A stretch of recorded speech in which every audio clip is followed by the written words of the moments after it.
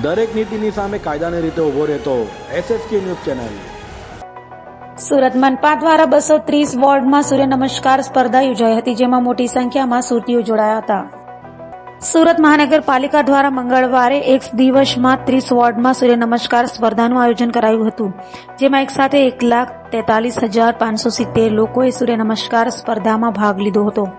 30 વોર્ડમાં 180 વિજેતાઓ બન્યા હતા, તો ત્યારબાદ ઝોન કક્ષા સ્પર્ધકો ભાગ લેશે।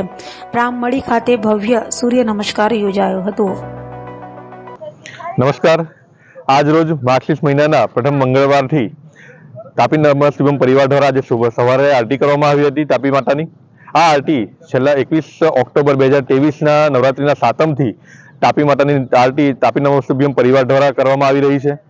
આ આરતી તાપી માતાના આશીર્વાદથી, સુરતીઓના ઉત્સાહથી અને સાથ સહયોગથી નિરંતર ચાલતી આવેલ છે। હવે આ તાપી આરતી ઘાટ સુંદર રીતે વિકસિત થાય તે રીતનું આયોજન પણ કરવાના છે।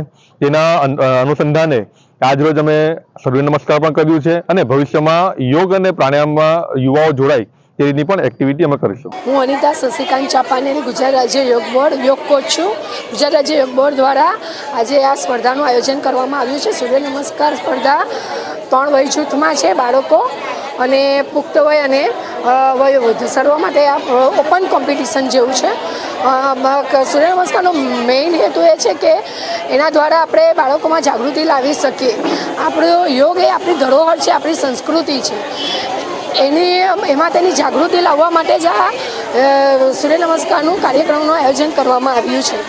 આપણા મુખ્યમંત્રી ભૂપેન્દ્રભાઈ પટેલ અને હર્ષ સંઘવીના સંયુક્ત ઉપક્રમે ગુજરાત રાજ્ય યોગ બોર્ડ સાથે મળીને આ કાર્યક્રમનું આયોજન કરવામાં આવ્યું છે। આ કાર્યક્રમમાં SMCના કાર્યકર્તાઓએ પણ અમને પૂરેપૂરો સપોર્ટ આપ્યો છે। અમને એના સપોર્ટથી અમે આજે આ કાર્યક્રમ સફળતાપૂર્વક પૂર્ણ કરી શકીએ છીએ। સૂર્ય નમસ્કારની સ્પર્ધા પૂરા રાજ્યમાં થવાની છે। અત્યારે આજે 19 તારીખે વોર્ડની અને મહાનગરપાલિકા અને ગામડા વિસ્તારની કોમ્પિટિશન છે। ત્યાર પછી આમાંથી જે આગળ વધશે એ લોકો તાલુકા અને પછી રાજ્ય કક્ષાની કોમ્પિટિશન થશે। રાજ્ય કક્ષામાં 3 વિજેતા જાહેર થશે।